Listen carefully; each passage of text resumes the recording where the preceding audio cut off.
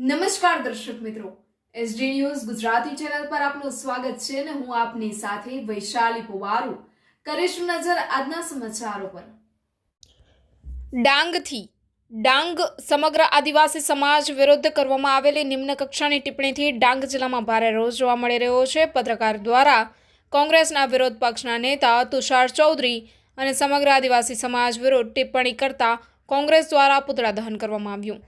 નિર્ભય news પરના એક interview દરમિયાન વરિષ્ઠ પત્રકાર જગદીશ મહેતા દ્વારા કોંગ્રેસના વિરોધ પક્ષના નેતા તુષાર ચૌધરી અને સમગ્ર આદિવાસી સમાજ વિરુદ્ધ કરવામાં આવેલી નિમ્ન કક્ષાની ટિપ્પણીથી ડાંગ જિલ્લામાં ભારે રોષ જોવા મળ્યો।